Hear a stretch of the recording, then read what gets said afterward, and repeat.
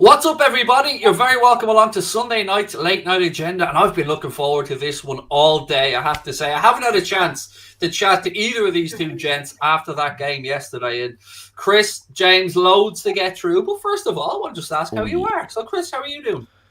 I'm cracking, mate. I've had a nice duvet day today, mainly because of being on the night out last night. But I've got all my energy ready for tonight's stream. It's going to be an absolute cracker, so make sure you tune in. I love it. I love that energy. And James, fresh from the stadium yesterday, fresh from the game. How are you feeling?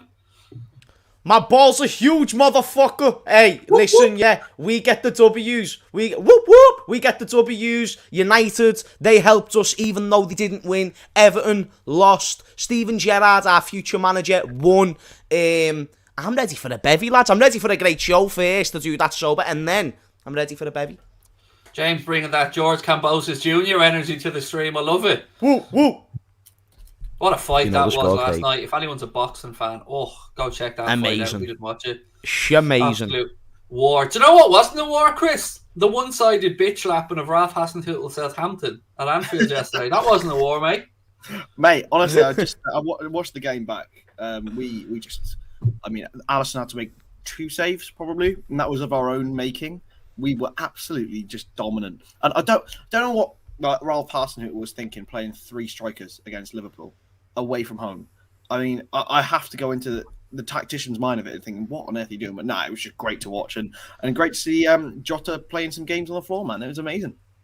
I got a bit worried when I seen the wind yesterday, James, because we don't like the wind. Let's be honest, Liverpool, we don't like the wind. It was horrible, Craig. I don't even want to talk about it. The weather is dreadful at the moment. Like, I'm sure it's the same for you, because it's not like you live in completely different places, but it was the worst. My nipples were like this close to falling off, and thankfully my coach just let them hang on for dear life, like the way friggin' Manchester United was with Ole Gunnar Solskjaer, except they capitulated. My nipples actually held strong. Nah, do you know what, lads? Besides the weather, good day. And I was at the back of Anfield Road, so it was actually quite warm and custy in there, so I didn't actually feel too much of it, but it was just walking to the stadium and then walking home from the stadium, and it was windy and all that business, but we got the result. If we lost in that type of weather conditions, it would have been a disgrace, but not only did we get the result, we put on an absolute show from start to finish. Literally from start to finish. The first goal came within the first 2 or 3 minutes from Diogo Jota, the best Portuguese player in the world, by the way. And until someone can dispute me on that fact, I'm going to keep saying it.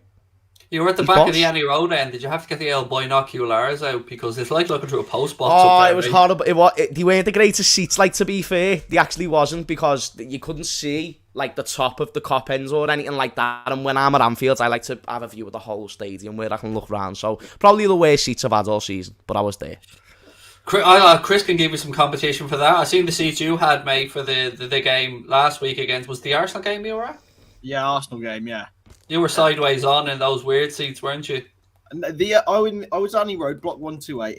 It's actually really nice. It's like the front of the second tier. Really, really sound. It's like where Anfield Road kind of curves, doesn't it? Yeah, that bit. Yeah, man. I've been in I was in those seats for Crystal Palace, and to be honest, they were annoying as well. Yeah, it's people standing up and then you can't see. But luckily, I've got a massive leg and I'm quite lanky, so I'm always okay. But yeah, at least, you know, and the Chris curse was broken as well against Arsenal, so I'm allowed now. And you backed it up with another 4. Do you know what I mean? Yesterday we got another 4. We're almost showing off here in Anfield Agenda now with the lads going to games and us bitch slapping. Look, I want to get through the game. I want to talk about United. I want to talk about loads of stuff. But before I do, a little bit of housekeeping. Nothing to plug tonight except Anfield Agenda going to be going live on Twitch this week from Wednesday, ladies and gentlemen. Wednesday. And here's the rules, right? Couple of things. If you give us a sub on Twitch, you will get into the Anfield Agenda Discord group, much like the members on YouTube. All you have to do is email us and we'll sort that out for you. On top of that, not just am I going on to Twitch, the boys are coming with us.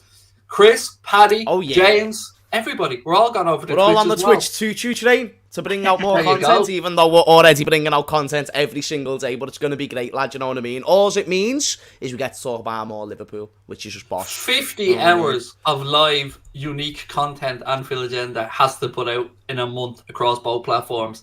50 hours. It sounds like a lot, but we'll get it done. And I'm loving the way, Chris, this is timing out perfectly for a little partnership with LFC Transfer Room. You know, I'm thinking we go transfer specific on Twitch, really taking the balls a little bit. Oh, absolutely. I mean, the LFC transfer and we sharing all of our assets with the Anfield agenda, as well as a cheeky little exclusive podcast as well with Craig and Connor. So that should be great. But yeah, it's going to be really sick coming up to January. Getting all those transfer news, plowing through, letting you know, that if it is reliable or not reliable. I mean, usually people can find out, but it's a reliable thing. So yeah, massively looking forward to working with you guys even more. How are we feeling after the weekend's fixtures, gents? I mean, we look at what happened today. I didn't expect. And James, by the way, you're beating me in the prediction league. By the way, yeah. I told you, I'm coming for the points, Craig. I'm coming for the points. I don't know what the forfeit is, but I'm not doing that, bitch. I'm not doing that. I think you got 2 scores spot on. I think if my memory's right, I think you're A5 ahead. Chris, are you seeing the scenes? Yeah. Chris, are you seeing the scenes? I'm running away with it. It's only 1 week and I'm running away with it. Oh my goodness! It's not just it. This is what Francis Ngannou does to every single one of his opponents. Craig, he just takes them out the park, gives them no chance. Mr. Vince McMahon settings, you know what I mean? No chance. That is what you got. No chance in hell. Plenty of time for me to rig this yet. Don't worry, plenty of time. We'll see about that one. We'll see about so, that Chris, one. Look, 4-0 yesterday, and to me, it was all about one thing. It was about the Thiago rollover again. I mean, he did it again. Every Thiago goal has a little sprinkling of magic, doesn't it? And yesterday it was, I don't even know how to describe it. The rainbow, I don't know what you call that. It's not a drag back. It's just studs over the top. It's a Thiago. Exactly, mate. I think there is no words to describe it, so we have to name it after him. I mean, the touch, the roll, and even the finish. It was going top bins anyway. Didn't need no deflection. He's just fucking unbelievable, isn't he? Like there is no. He's just so perfect in the way that he moves. He dominates games. He's just magnificent. And yeah, that goal is just epitomizes what Thiago brings to Liverpool. Yeah, I mean, James, what was your view of it from the upper end of your road there, mate? When the ball I had everything dropped into the box and he came onto it. And look, I'll let you talk us through it from there. Well, the best part of the goal for me, because even like what Chris said, the goal was going in anyway. You know, it was just as inevitable as what Mohamed Salah has been this season. The goal was always going to go in. It was the footwork leading up towards the goal, like you said, the little step over and whatnot. Whatever the hell Thiago does, it's just a Thiago. And that's why, and once he done that, that was like the perfect view from where I was sitting, because I was right by the away fans. So I'd say like probably 10 seats or 10, 20 seats away from the away fans. Therefore, it was literally in line with my vision, and it was amazing from start to finish. Just watching him play is so eloquent, I think in terms of football and ability, him and Trent and maybe Firmino are on another level to the rest of the squad. In terms of technical ability on the ball, we've got other great players. I think Salah has improved technically over the months and the seasons, but as of right now, they're heads and shot. And Thiago just shows why we need him in the squad. Not always the starting 11. Doesn't always need to be a mainstay in the starting 11. But I think when you're coming up against certain sides where you're going to need moments of brilliance, you're going to need moments of quality, someone who can break a team apart, he's now adding goals to his game. A Thiago who doesn't typically get goals or doesn't typically get assists is a very, very dangerous man, because he's very dangerous anyway. But now he's putting knives in hearts, and it's a joke, Craig. These aren't just goals. These aren't Ronaldo tap-ins. These are world-class elite motherfuckers. John Arisa would have wanked over that goal that he scored midweek. And then name anyone, Felipe Coutinho, any dribbler, some of the greatest of all times. If they would have scored that goal against Southampton, best believe they would have claimed it of their own, regardless of a deflection. Thiago is insane, and you know what? If he's a flop, then I've got a 12-inch penis. Honestly. Because he must be the greatest flop of all time. I don't. I'll be honest. You know what I mean? But if he is a flop, then I've got a 12-inch penis. You know what I'm saying? He's just unbelievable, boys. And week in, week out, just seems to be getting more involved with the team. Chris, as a man who actually has a 12-inch penis, what did you make of Robbo yesterday? I mean, because we were all debating it. It was going back and forth. Robbo, Costas, they're all brilliant. Robbo's better, brilliant. Robbo's an ickle bit more brilliant. Is that fair? Just an ickle bit at the minute?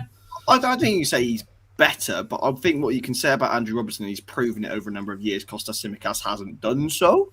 But isn't it amazing to have the 2 best left backs in the league in our squad, consistently dominating other teams on that hand side? I mean, they've both got exceptional deliveries. Robertson seems to be getting more and more back to what he usually does. Maybe he needed that kick up the arse from Costas, because he's never had a challenger. His last challenger was Alberto Moreno and James Milner. Like that's it. He's never had anything apart from those two. And to have Costas, it's just about, I think, maybe getting someone on Trent's side as well, however much I love Nico. But Robbo was fantastic. He really, really was. Yeah, everything yesterday went to plan for the manager. Even getting James to take Thiago off on the hour mark to wrap him up maybe for the derby. And I want to get on to the derby in a minute, but it was a perfect day all around. No injuries, clean sheet. Everybody got a little run out. 3 points in the bank. And then Chelsea, of course, lose Ben Chilwell. We should talk about that. He's gone with an ACL injury. I don't want to say he's done his ACL, but... And then they dropped points because Marcus Alonso had to play left back against United. I'm like a pig in shit, James. I am happy.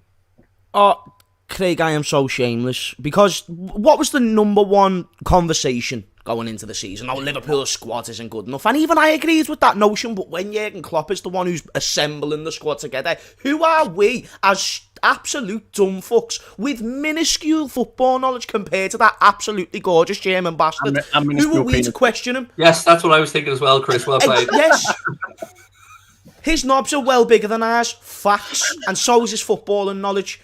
100%. And Jurgen Klopp on a week-to-week basis from last season, since he's joined, it's always been gradual progression. And in the one season that we underachieved, we still got top four when we should have got Europa League, or maybe even Europa Conference League. That was a conversation for the minute. I just think to myself, the way that he's using Tsimikas and Robertson, the way that he's using Diogo Jota and Bobby Firmino, the way that he's using Kanate and Joe Matip, no one's got a guaranteed place in the squad no more. Even the way he was using Harvey Elliott over Thiago at the start of the season, no one is safe, and you can see it's only bringing out the best in everyone, because like we said, Robertson had a great performance against Southampton, one of his best performances, maybe his best. Maybe I might be pulling at straws there, but there and thereabouts, his best performance all season. I think Tsimikas. I think it's there and thereabouts, honestly, because he has underperformed. But with Tsimikas really coming in, 8 games, 8 wins, 8 clean sheets, they're putting in top class performances, like what Chris said. One of the best informed left backs in the league, and he's not even starting week in, week out. But that's what you need. You need competition. You need different players. Harvey Elliott doesn't need to play every game. Thiago doesn't need to play every game, but you can use them for games that will best suit them. You can take off... let's not even mention Oxlade-Chamberlain. Someone who, do you know when I'm wrong? I am more than happy to come out and admit when I'm wrong.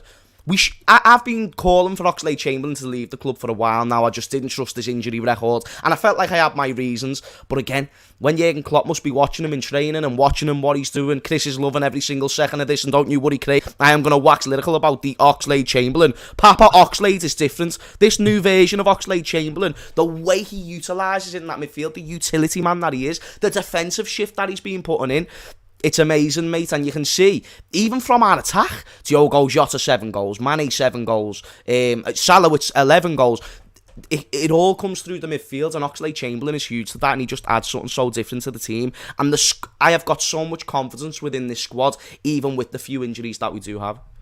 Your royal smugness, go ahead. Go right ahead, sir, Chris, go on. Tell me you told me so, Chris. Tell me you told me so. This is probably the only time I'm ever going to quote this man. But Nigel Farage once said, "You all laughed at me. Nigel. You all laughed at me, but you're not laughing now, are you?" I know. I've been saying this. I've been on it for the last 2 years. Yes, I may have said he would be one of the best false nines in the league, but he's found his place in midfield. I just love him. I am full on Oxlade-Chamberlain FC, and I'm very glad to see that everyone is coming round, because I've been tooting this horn solo for the last 6 months. But it's time. It's time now. It's Oxlade-Chamberlain, Redmond time. Chris, I'm going to play a little bit of Devil's Avocado. Welcome to your new segment of the Devil's Avocado with James Redmond. Does Oxlade-Chamberlain, is he able to maintain this form? And more importantly, is he able to maintain the fitness? Well, James, I have a stat for you that can prove this. Since the start of 2021 AD, Alex Oxlade-Chamberlain has been available and fit for every single match. Yes, he's had a bit of a paternity leave as well, but he has not had a single injury. I think this new fitness coach that has come in has clearly done something with him, with Joel Matip. Not with Naby Keita, he's probably a bit of a lost cause. But with him and Joel Matip's played more games than he's ever played in the last 2 seasons. It's time. It's Oxlade time. And I'm here for it. But he's going to be on the bench on Wednesday. We're all agreed Absolutely, on that. Yeah. But the point is, he'll be a great option to bring off the bench. Squad game, James, as you mentioned. Yes. On that one. And look, there's a super chat there, Dean. I haven't missed it, mate. I have it ready to go later on when we get to that subject. But I want to just look ahead to the derby because Klopp spoke about it specifically in his post-match press conference yesterday, or his post-match interview, I should say, where he didn't hide his dislike of, shall we say, James, Everton's snidiness in this particular fixture. Klopp let it be known that he generally isn't a fan of the derby because of the way Everton approached the game. And by that I'm saying he's expecting them to go and kick 7 shades of shit out of his lads. It's a possibility because they're not as good as football. So it's even so. Yeah, one comparison I'll make is Khabib versus Conor McGregor, and the reason why I'll make that comparison is because throughout that whole match, you saw that Conor, no matter what he tried to do, no matter what he attempted, all the cheating, all the glove grabbing the cage when he's not supposed to, all these variables, it still weren't enough. And Liverpool, in terms of quality, we shit all over Everton every single day of the week, especially now when they've got the injuries that they do, that, you know, Agent Rafford is literally working for us. I genuinely believe there is still a paycheck coming from Liverpool's way. And we will dominate that game, but that's the one variable you do have to watch out for. Because they can't play better football than us, they have to try and kick the living shit. And what was Everton's highlight last season? The fact that they took out Virgil van Dijk.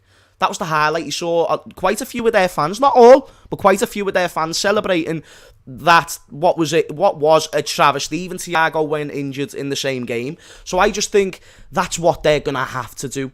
But it's just for Liverpool to put 1 past them, put 2 past them, put 3 past them, and just absolutely annihilate them at Goodison Park. Because if there's any fixture that we're going to be able to go to Goodison and not make it a close affair, it's going to be this one. Yeah, I'm absolutely dying for this game on Wednesday, Chris. I can't tell you. I'm already listening to Rocky going around the house, pacing up and down like a caged lion. It's going to be payback, and karma's a bitch. That's all I'm going to say. The thing is, mate, Liverpool are scoring a gazillion goals a game. We are looking unbelievable. Some of the best football I've seen us play in my lifetime. Everton are terrible, in terrible form. They can't score a goal, and it all points to an Everton win. It's this thing that I just think it's all pointing to them turning up and maybe snapping one of our players. And I can't get excited, mate, because I just know what these dickheads are like. It was the same with the one last season. Like, that game probably finished our season, if I'm being honest. In terms of, they had a much better team last season, though, Chris. They had a much better team. Now they've got multiple injuries. They've got no cohesion within that team. Like, I understand where you're coming from if you think it's going to be a close game, but I feel like you're only going off that based on nerves and fear and based on old times. That's exactly right, mate. That is. Do you know what I mean? It's like if you right. see an ex-girlfriend, it's like, shit, that's why I'm single. Okay, fair enough. But, like, you forget after a while, do you know what I mean?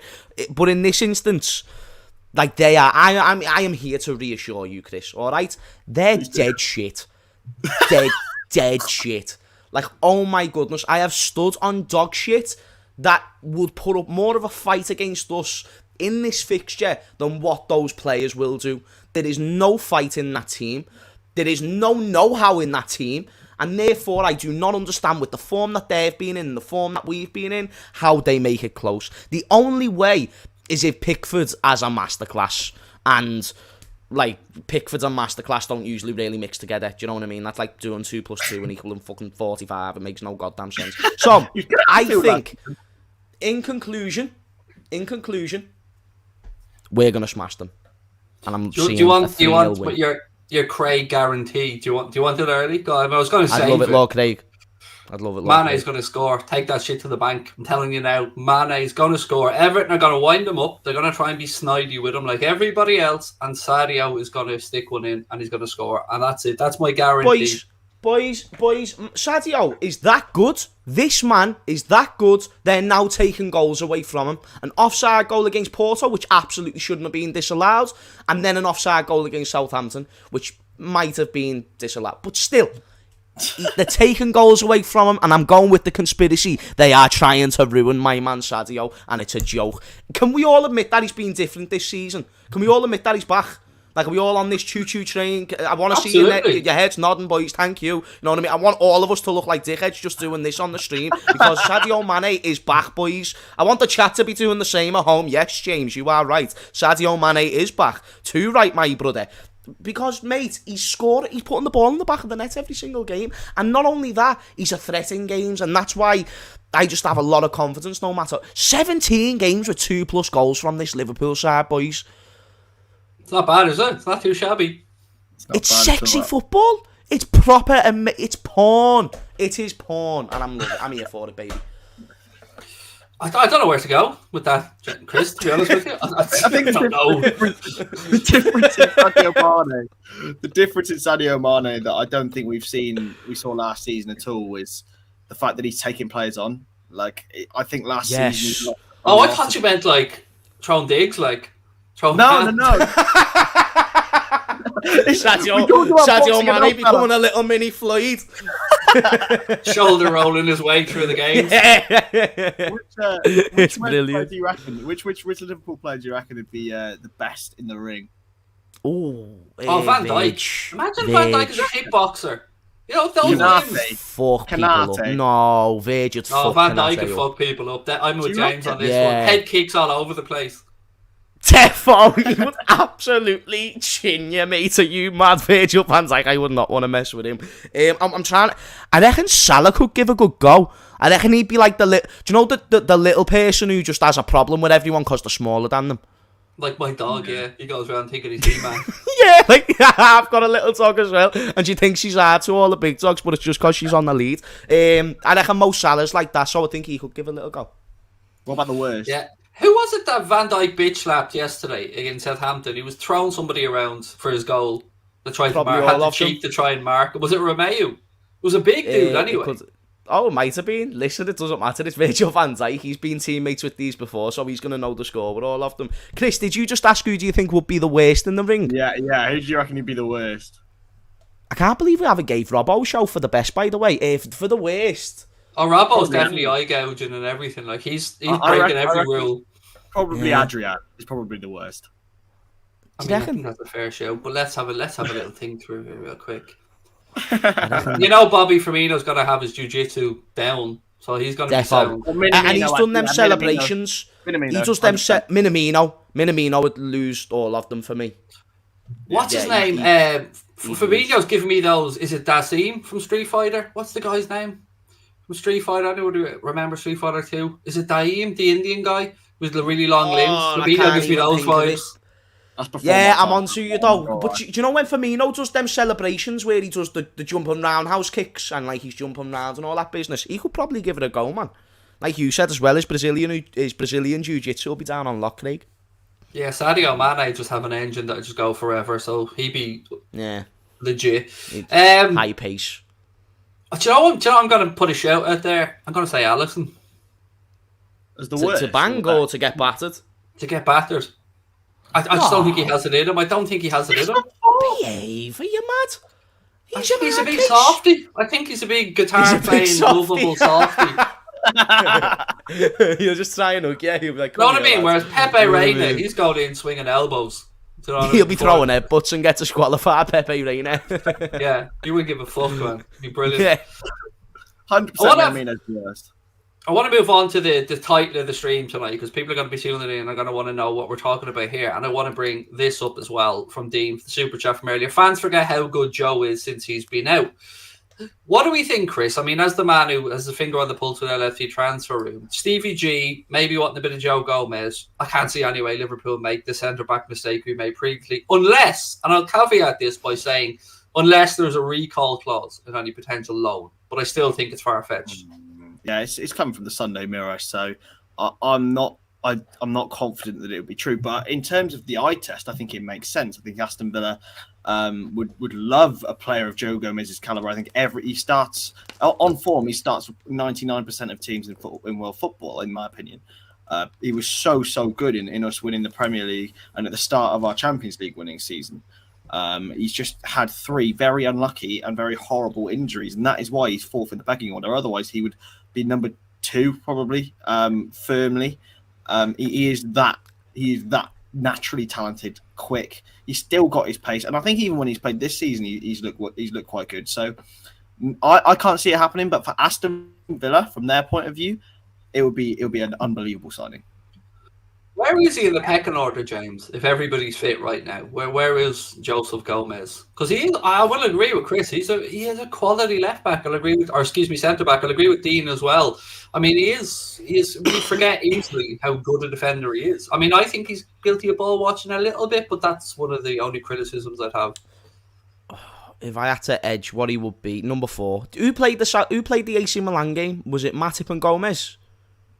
Oh, mate, Yeah. I can't remember yesterday, let alone who played that game. No, I hear you. That's more of a question directed to the chat, because that was when he was available. Joe Gomez, as of this second, from my knowledge, isn't available. So I'm still confused on who's ahead, him or Konate. If I had to make an educated guess, I'd say Konate, because I think Jurgen Klopp might like what he sees in Konate. He likes the attributes he brings. But Gomez has very similar attributes. He's known for being quick. He's known for being dominant. He's got experience in the team, and he's still very fucking young. I do believe a loan move actually wouldn't be too bad, just because at this point last season, we'd already had like Van Dijk out and Matip was out and stuff like. Whereas Chris has already informed me that Matip's been fine and had his longest run without injuries for God knows how long or ever. Virgil van Dijk, he's been fine. You know, the touch wood, of course, but the chances of someone just going in and taking him out again, you know, that usually happens once in a blue moon. So Konate, he's been fine. Nat Phillips, he's an option. You know, I'm sure if it did get really bad, there's someone that you could call out of the academy. I can't believe I'm saying this, but I wouldn't hate a loan deal. And of course, this is hypothetical because it's probably not going to happen. I'm sure Jurgen's very happy to keep Joe Gomez. But to someone like Aston Villa, with a manager like Steven Gerrard, with the system that they play, very well set out defensively, Aston Villa, and Rangers were known for the same thing. They were known for systematically being a good defensive team. Who's to say he won't improve in that regime? Who's to say that he won't learn things from a different type of coach? Because yes, Jurgen Klopp is the greatest coach in the world, or the greatest manager in the world in my eyes, but you can still pick things from other managers, and that makes you a better player. Joe Gomez could go to that team, be a mainstay, and then return, regularly starting, coming back with a different ooze of confidence, and then be able to walk into our team and be like, well, I've just done it for Aston Villa. I've just learned new things off a different coach. Who's to say I can't bring something to this team? So, regardless how true or not true this is, I honestly think that would be the perfect case scenario. Because let's look at Nat Phillips, who's older than Joe Gomez. I'd love to see him get more game time. Nathaniel Deeney Van Phillips has never done anything wrong for him to make me not want him to be my 4th choice centre-back. But the reason why he's not is because Gomez is there, Konate's there, and then you've got the main 2 at the top. But I wouldn't mind him being the 4th choice. And again, injury record for Nat Phillips seems to be very, very good. So that's why I only suggest I wouldn't mind the loan deal. And to that team, if he was to go to a shite team like Newcastle or whatever, I don't think he's going to learn too much from it, Eddie Howe. I don't think he's going to go to most of the smaller sides in the league. But someone like Aston Villa, with, you know, that type of club with a proper fan base who's going to get on you if you're playing bad, but also expect high expectations with that type of coach, boys, I'm all for it. I don't know if I've changed. Can I be honest? I'd sell him in the summer. I would. I'd sell him. I'd sell him in the summer. What the fuck? I would. Craig, I'd sell him in the Craig, summer. Craig, I'd have a Craig. little. Hear me out. Craig. Okay. Hear me out. There is a method to this madness. So Okay. I look at the centre-back landscape now, and I think Konate clearly brought in ahead of Gomez. People can deny that as much as they want. He's been brought in ahead of Gomez. He's 3rd choice behind Matip now, and will eventually succeed Matip to play alongside Van Dijk. I look at the youth system. I think Billy Camerio is almost as close to a guarantee as you can get of a young centre-back coming through. And I don't care if Joe Gomez's past injuries have been unlucky. And they have. They've been fucking serious, though. And they've kept him out of the game for a long time. So for me, if Aston Villa want to come in and Joe Gomez would go there, he would play, he would work, as everything James said there stands true. Great club, good manager, great crowd, great stadium, everything. And I think he'd settle in and he'd have a career. And I don't think he'll ever be able to nail down a genuine starting berth in this Liverpool defence moving forward on a regular basis. I don't think he'll do it. I don't think he's capable of it, and I don't think his body's capable of it. Can I just Mr. dispute Redmond? a few things? Thank you, Craig. Thank you, Lord. So I just want to dispute a few things, and please don't cut my head off when I do, because I know that you're a Lord and all that business. But I feel like there's a few things that you've just said that I think I can dispute. First of all, Konate being definitely above Joe Gomez. In the long-term picture, I mean, sorry, long-term picture. In the long-term picture, all right, that's fair enough. But even still, I can try and dispute that because they're both still very, very young. And if we get to next season with a full year of Jurgen Klopp seeing them both in training and seeing them both in the League Cup games, the FA Cup games, I understand the injuries. Even Konate's not as unlucky, but he's had his fair share of injuries. So that's why I just think there's still an element of competition there. And there's been many players before. It's not like he's an attacker and he's just always going to be relying on pace. Over time, he can improve the way he reads the game. And, that's why I just think there's still a chance and there's still a hope for Joe Gomez there. And even at the start of the season, Joe Gomez, he played above Konate in the AC Milan game. He played in the Norwich game as well alongside Konate. It's only the past few games where we haven't been able to really play him because he's had an injury. So, he's won a Premier League, he's won a Champions League, and he's done very, very good in both of them. His attributes, I like to compare him to Rio Ferdinand in terms of attributes because I feel like they have got very similar styles of play. It's just a matter of can he reach that potential. Gomez has been one of the best young centre-backs in the league for years, and to sell him right now, I feel would only be ludicrous because I think he hasn't had a lot of football last season. He never had much this season. So if we sold him in the summer, we're probably not going to get as much as we could. Or maybe but if we sold him the summer after, we're probably not going to lose too much more value because he's still, established and he's not going to be too much older. And it gives us another year of seeing who's actually the best. I feel like the summer would just be too premature. That's all I'm going to say. If he stays at Liverpool, he's not going to the World Cup next year, first and foremost. So we can agree on that. I don't. I think that if I was going to move on any centre back in our squad, it would be Joel Matip. You're not going to sell Matip though. You're not going to sell him. Nobody's buying him. If I had to choose, but nobody's buying him. It's like trying to get rid of Origi. Nobody wants him. But he will do now with some of the goals he's scored. It's not because he's not good enough. It's purely the age and the injury thing. But I think Liverpool can accommodate Joel in that sense. Do you not think though that as a team we've had all this conversation about depth? Do you not think that as a team chasing on all fronts, we should have 4 world-class centre backs? We should. I'm not saying we don't go out and buy somebody. I'm just saying I think Billy Comedio is a great option to come through as the next centre back. But if, let's say, Aston Villa come and say, right, here's 40 million for Joe Gomez, I'm saying that I think we can look to Europe and get a defender that is going to be potentially more robust than Joe Gomez, may take time to set into our system. And to just come back to James's point, I think the reason we've seen Joe Gomez play more at the start of the season was because Konate quite simply wasn't up to speed yet with what Klopp wants. And that's something that we've spoken about before with Robertson, with Oxlade-Chamberlain. It took them 6 months. Took them 6 months to get up to speed. And again, we forget how young Konate is as well. Like, what did he do? He's just turned 22 or something.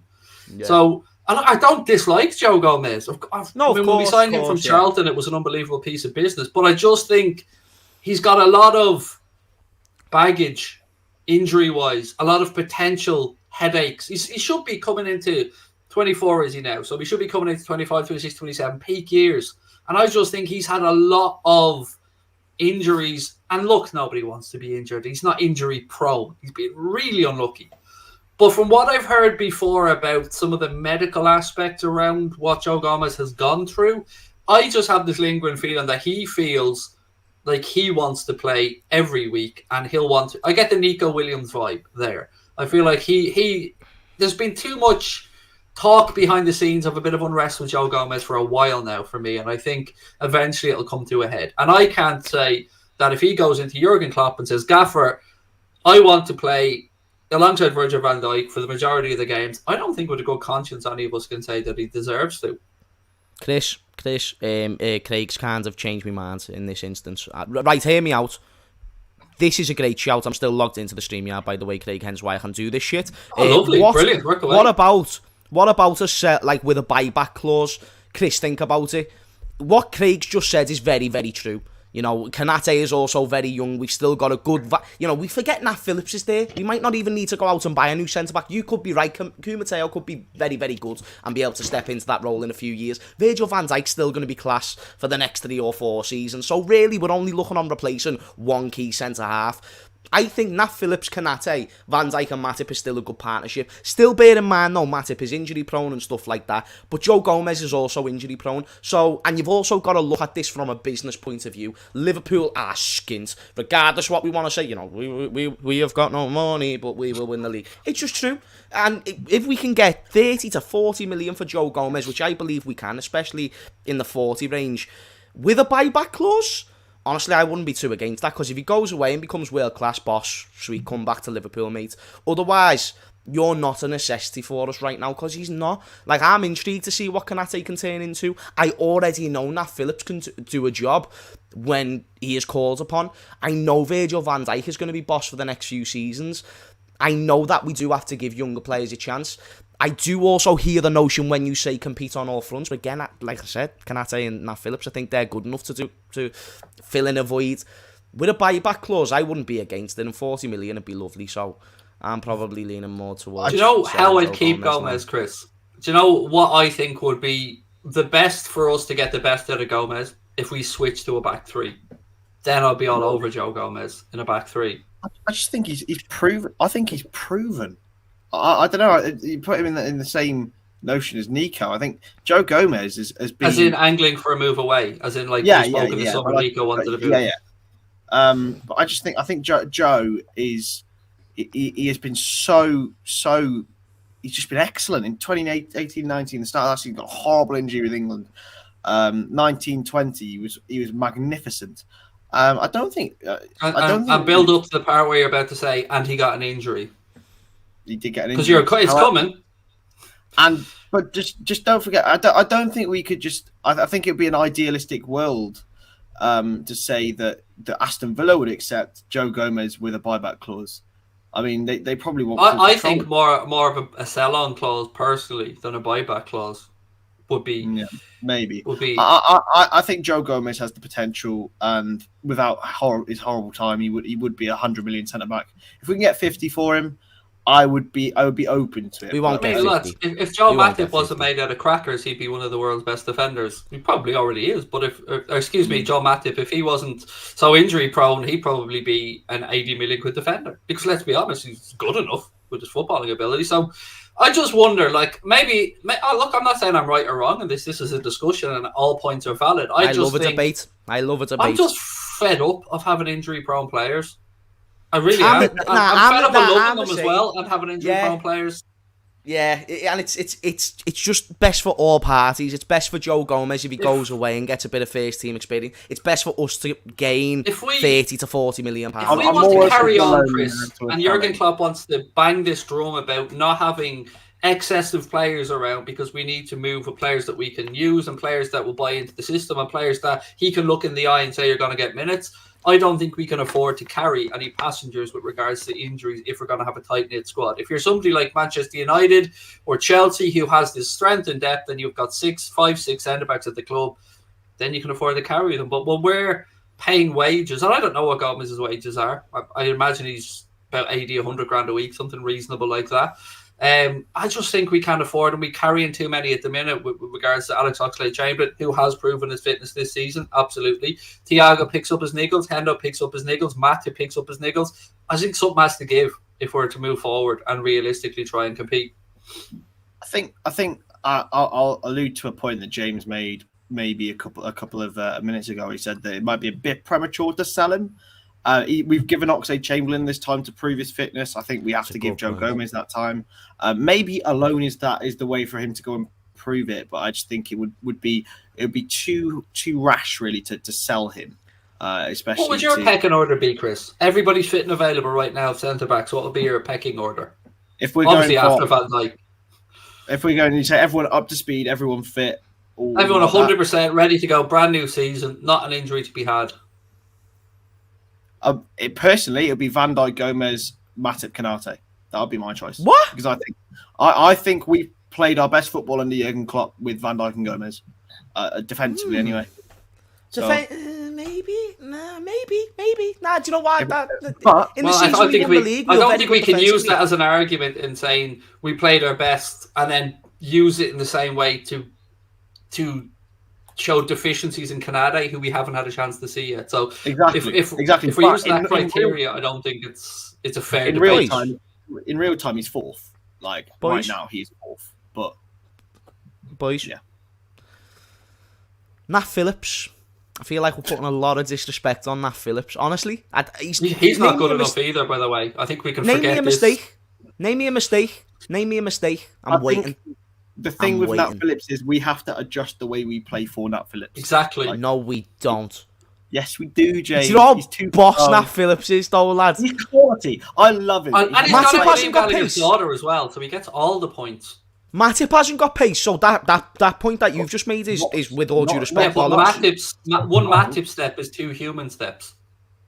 No, but still, though, like if you let them have a race, it's going to be very, very close. Like I don't think Matip beats Nat Phillips in a race. I don't think Matip's that slow. Nah, he is slow. He is a bit slow, like Joel Matip. Yeah, he is, lad. Like he moves slow motion. Nah, I love Joel Matip. Yeah, but He's like definitely he the does move slowest slow. of the 4. I think that's Yeah. fair. Yeah, that's no 100%. question. But I don't think he's slow. He's quicker than that. But you're acting like Nat Phillips is like fucking John Terry or something now. You know what I mean? Like he's still got a bit of something about him. He covered I think like more when I Terry watched Nat Butcher. Phillips last season, I thought he covered distance well, and I thought his defensive awareness was brilliant, and he was doing all of this with either a midfielder or Reece Williams beside him.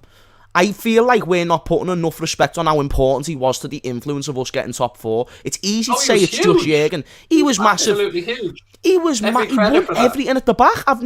Virgil van Dijk isn't as dominant in the air as Nat Phillips, and nor is Joel Matip. And I will let you disagree with that if you so wish. But based on the very little evidence I've saw, he won every fucking thing in the box.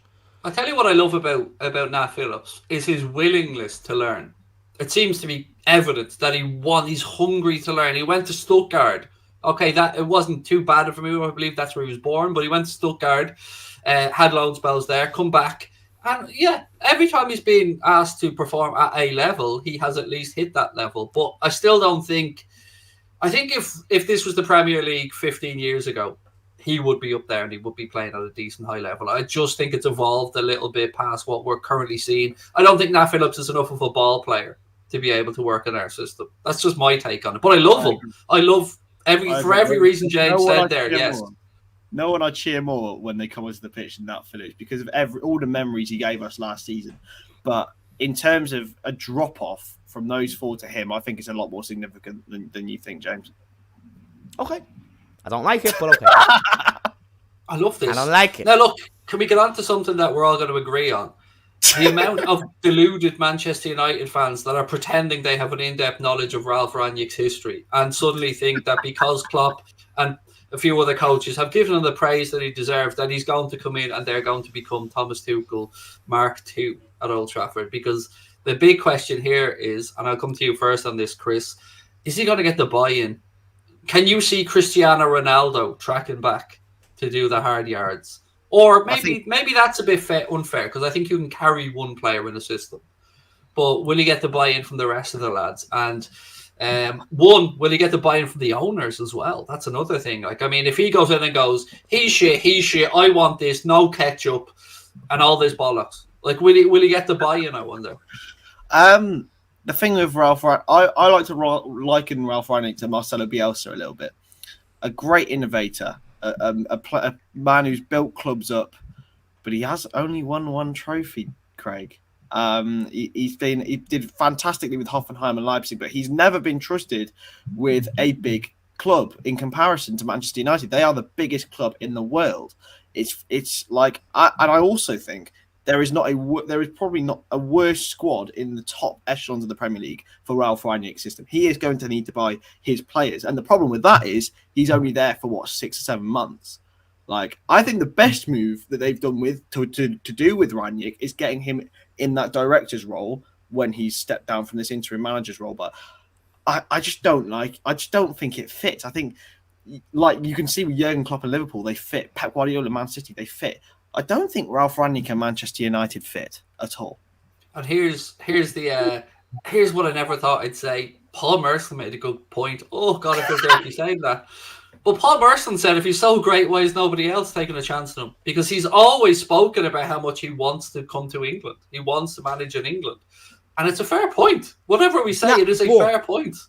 I don't think that is a fair point, in my opinion, just based on the fact that, you know, other clubs or the majority of top clubs are secure with their manager. Arsenal have invested so much into Mikel Arteta, so they're persistent with him. Man United are stupid, so they persisted with Ollie.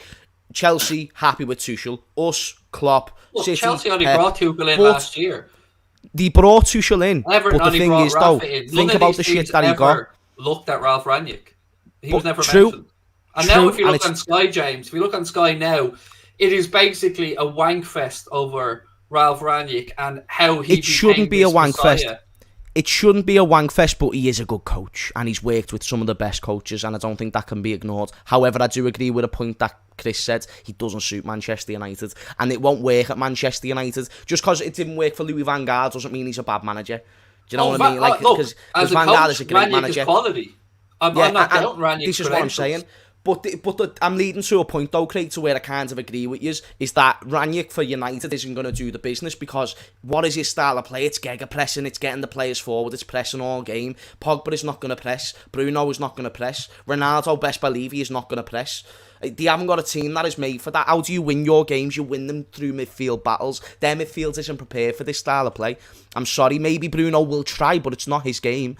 Pogba, good luck getting him to try and press. And then Ronaldo, that's where the pressing starts. It starts from the front, and he's not going to do it. So I have a question, and with the amount of politics that is in that club, he's not going to drop Bruno, he's not going to drop Ronaldo. This is why I think it's not going to be a good fit, because you need a team like what Klopp took over at Liverpool, where it's like, right, listen, you fucks, listen to me and run, because then we will get results, and over time we will improve. But Manchester United are 10 steps behind at the moment, and it's not just going to have a style of play change overnight. So I disagree with the notion that he could be a top coach, because I didn't see Tuchel as a top coach before he joined Chelsea. I'll be real. I thought he was doing all right at PSG, and he was doing sound. He never won the league with Dortmund. You know, he done a fine job, but he was never anything special. But Rangnick, he's done a fine job with Leipzig. So it's always about, you can't judge your manager on being a top manager before he takes that next step, because he was never expected to beat Bayern Munich in the Bundesliga. You know what I'm saying? Like, if he goes to Manchester United, he's expected to win trophies, and I don't think he's going to do that with that player. I will concede to you on the Thomas Tuchel thing, because I thought the very same. I didn't think he was going to have anywhere near the impact that he had at Chelsea. Didn't see it coming. And he's being really brilliant. didn't. He has, but he came. And do you know what? Yeah, it would be interesting. But he got the buy-in as well, which is important from the players. Very straight true. Away. Very true. But you can't ignore the fact that he has worked with Thomas Tuchel, who's such a good coach. You can't ignore the fact Jurgen Klopp literally came out and said he's the best German coach, and he's not just saying that for bants. He'll be saying it because he believes it. So I do think there's a phenomenal coach there. And do you know what? Probably in the future, maybe even take him as a candidate for the Liverpool job. Maybe, but now that he's joining Manchester United, that's not a possibility, of course. But what the point is, I think there's a good manager there. I just don't think this one suits. I think, Chris, there's a great sporting director there. That's what I see. When I look at Rangnick, I think about somebody who will develop a philosophy throughout the club, who will hook up with the scouts, who will get you players in, obviously, from everything he's done with Red Bull, with Hoffenheim before that. And look, I mean, there's a lot to admire about Ralph Rangnick. And my point at the very start was, I suppose, the way some of the United fans are going on, you would think that they are after signing Pep Guardiola, Jurgen Klopp and Thomas Tuchel.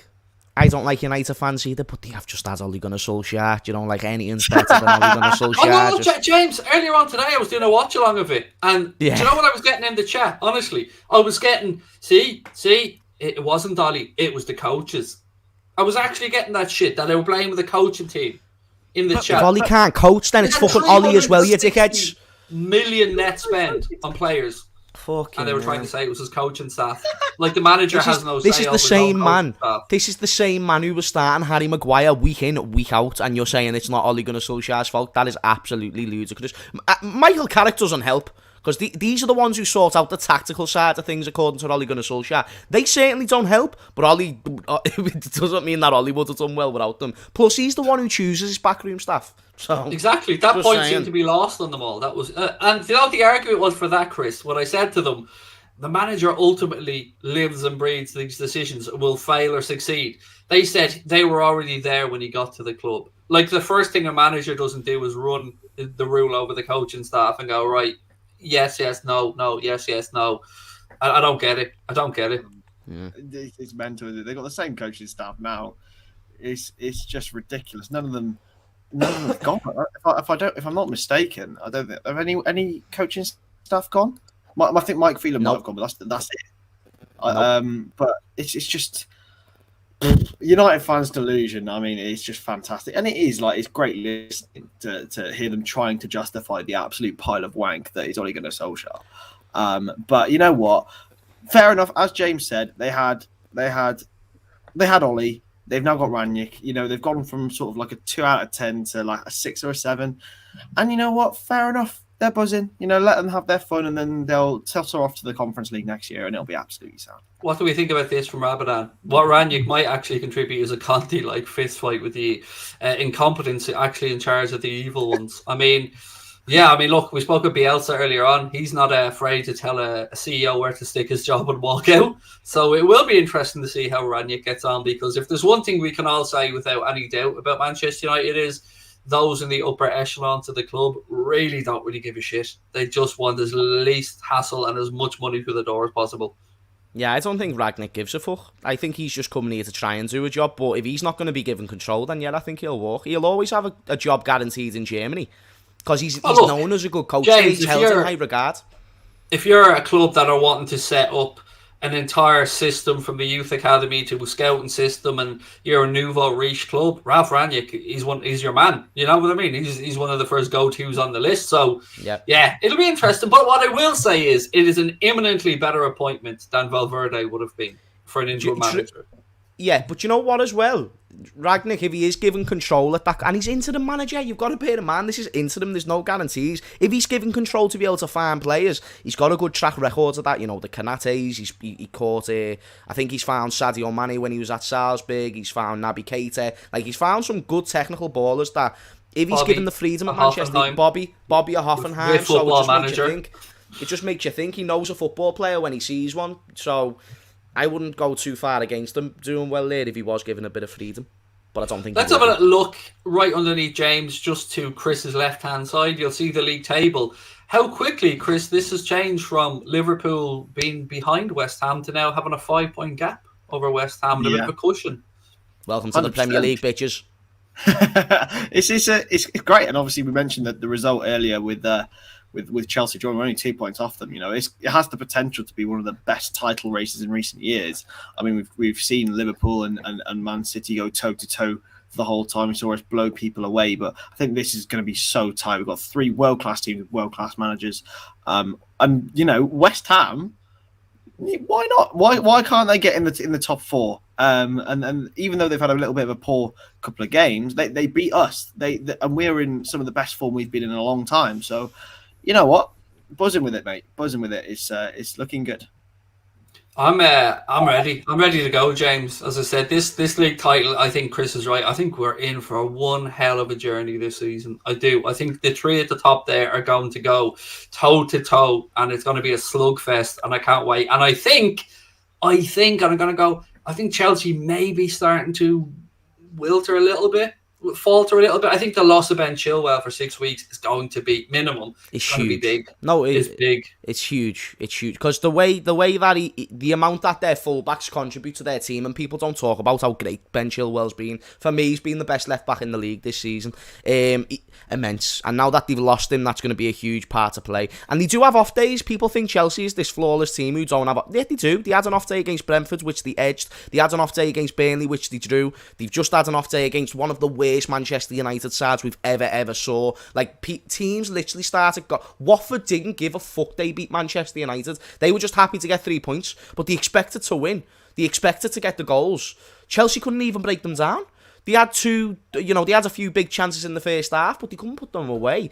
And they've had many games like that this season. And if it wasn't for the systematic brilliance of how they're set out, they would be nowhere near it because they're individuals. They've got good individuals. And I think there's a lot of Chelsea players that are certainly underrated, but there's a lot that's overrated. You know, Jorginho's of this world and stuff like that. They're a good team, well set out, but I think it's City and us who's really going to take it all away. I think Chelsea will be there and thereabouts, but City's the one that I really fear because they're a team that have proven time and time, get the point I'm trying to make, time again, that they can get a 15-game winning streak and fucking annihilate the league. How do you win the league, by the way? By getting those winning streaks. It's huge. And if you look at their midfield, Rodri, Gundogan, De Bruyne, friggin', if you want to take out De Bruyne, bring in a little bit of Bernardo Silva, it doesn't matter. They've got a great midfield. They've got great options. You win the majority of your games through the midfield battles. Therefore, I think they're our biggest competitors. Not to mention that they have got experience in winning the ship, by the way. These Chelsea players don't.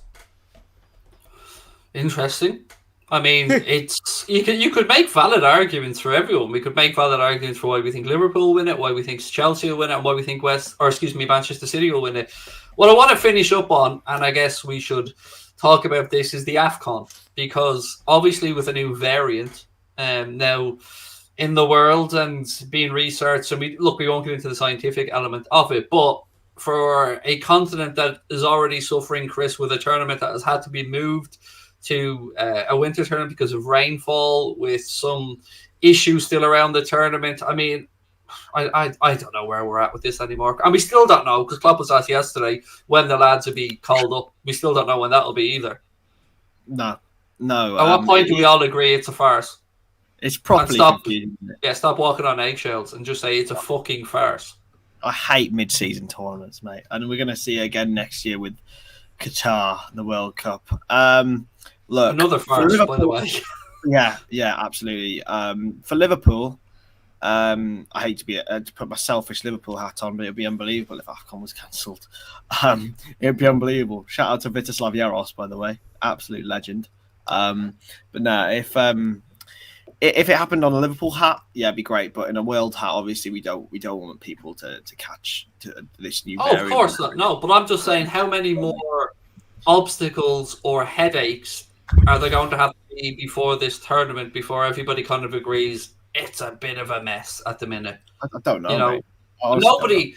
I think. Look, everyone's walking on eggshells at the minute because something Klopp said, of course, was misinterpreted as well, which is easily done, particularly in the written word. If you can't see sarcasm, he was a knobhead, though. That journalist who called out, he was a bad knobhead, bad wanker. He came into there already insulted, and it didn't matter what Klopp said.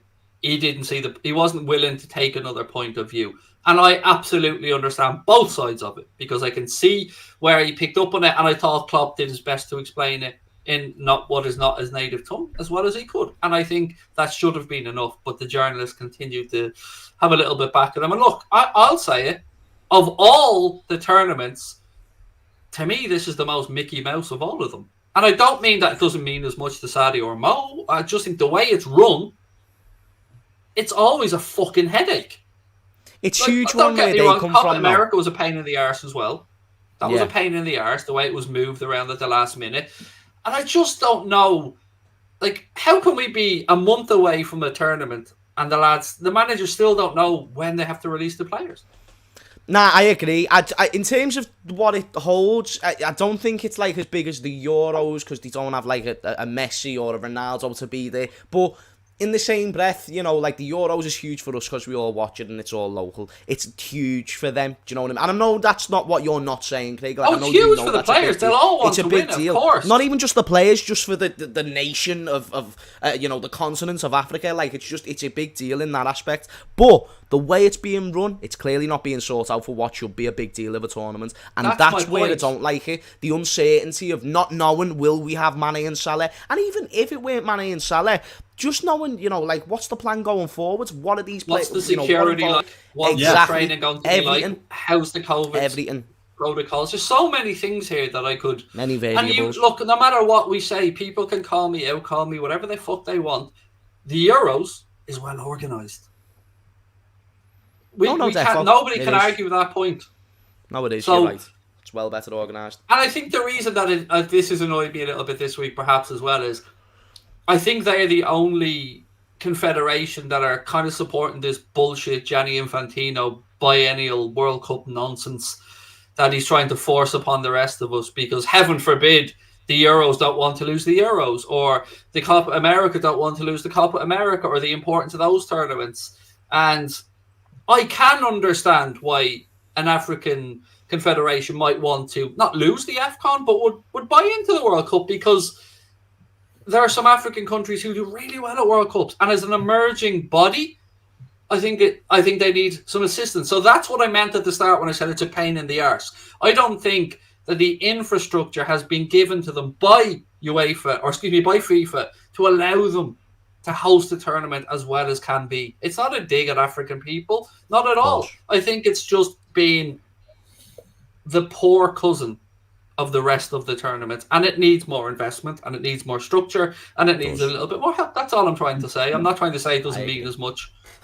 I agree. It should mean more. And in that aspect, give the fucking people who are going to be watching the tournament a bit more respect, and let them know what the fuck's going to be going on. Let them know if they can go ahead and go and watch their country try and win a tournament. That's brilliant, because I think Senegal have just as much as a right to go ahead and win that tournament than what fucking we do to go ahead and win the Euros. And it should mean the same for them as it would to us if we win the Euros, for sure. But you're not giving them the respect by giving the proper preparation to this tournament, and there's so much uncertainty that I think, I could just be saying this for selfish reasons, but it should just be scrapped. Like it should be. There's too much bollocks going on.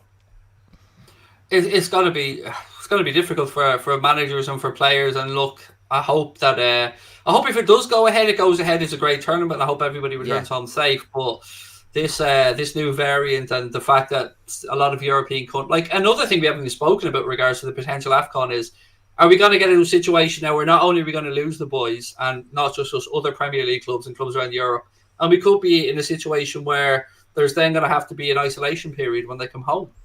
So that's another potential 10 to 14 days we haven't accounted for. Definitely. From a Liverpool perspective, it's just grim, innit? Like, just it's horrible, innit? Like, no one else has to worry about it like the way we do. It's heavy. It's just like, let's just scrap it. Literally, our two main goal scorers are fucking off. Like, it's just really not ideal. Divock Origi and Minamino time. And Nico Bale. That's all we're talking about. That's what we're having. If your name's the Japanese Messi, please stand up. Minamino time, bitches. Yeah, I feel like it's one of these, the tournament's going to go ahead because we don't want to lose face, more than the tournament's going to go ahead because it is being planned to perfection. And I think, again, I'll go back to my point is, FIFA talk about legacies. They talk about, I don't think they've invested enough. I don't think they've helped the continent of Africa enough for a continent that absolutely fucking loves its football. Absolutely loves its football, and have gifted us some of the greatest players we've seen in Europe. The greatest African Samuel Eto'o, right the way through Didier Drogba, Mohamed Salah. I just don't think that they get the support they need, and that's what annoys me the most about it, is that they're put in a situation now where they're trying to force a tournament through, and I think they could have been given a helping hand. That's my point, really. It wasn't a knock at Africa. I love Africa, love the footballers, love the vibes, love the tradition, and I love how much it would mean to a country. I mean, we've all seen when Senegal or when Mo goes back to Egypt, or when Sadio goes back to Senegal. These lads are rock stars. They're heroes. They are success stories that inspire the next generation of people to go out there and kick a football around, and we love them for it. So yeah, my point is, I just think that FIFA haven't pulled their finger out and done enough to help. That's kind of where I was going. No, I agree. Corruption and blind corruption. So happy days. Yeah, there we go. And look, on that, gents, we have hit the hour mark. I love it. We've absolutely flown by. That debate was. We had some great debates. That was great in the middle. I really enjoyed that. They're my favourite shows, to be honest. When you're having a nice little debate and we don't always agree, that's what it's about. And I'll get your opinion in the comments down below. So there's loads of stuff coming up. We are going to be launching on Twitch this week as well. So if you are on Twitch, please do go over, give us a follow on there. Tomorrow night, it'll be myself, Mr. Redmond, and Steve Bland will be live at 8:45 for the Cop of the Week show. I'll be doing the Everton preview show at, I think it's 5:45 tomorrow as well, and loads of other stuff. Chris, have you got anything coming up you want to plug? Not much really. Just everyone just keep lapping up. Any more hangovers in the near future? Not the plan. I got some uni deadlines this week, but no. The plan is everyone can just lap up this Oxlade-Chamberlain content. That's all I want. Where the fuck's Mini Mo? Where is he? Don't tell me Mini Mo's missing. Don't. Mini Mo is here somewhere. I just think he's over there, and that means like I need to move past all my setup to go and get him. But I will do it for you. Like, wait there, the boys. Oh shit. When he said Mini Mo again, James shows Mini Mo. I thought we were talking about the lack of 12 inches again here. I won't lie to you. See, it was you the other day. You got death the other day on the stream, and it was James's turn. It'll be my turn next week. I think Paddy needs some smoke. Oh, he got it as well on the stream They recently. boys. They boys. Don't panic, yeah. Don't panic. He's just like, I think. And we're wondering why Mo hasn't scored this weekend, huh? He's buried somewhere. Oh, no way. I don't know where he is. He will be back for the next stream, though, just to absolutely 100% confirm. But yeah. Scenes when James is alive on James on his own channel with a ransom note for Mini Mo. Didn't it? Just like, right, I fucked off now. Nah, he will be back for the next one, because you are right, since I haven't really been showing him off as much. The goals have kind of diminished. You've really got me interested to know where he... I know, I'm disappointed in myself. I'm proper disappointed in myself. I'm dead sorry. The kid's gone to bed tonight now, crying, unable to sleep, worried about Mini Mo. James Redmond, ruin my night, mammy.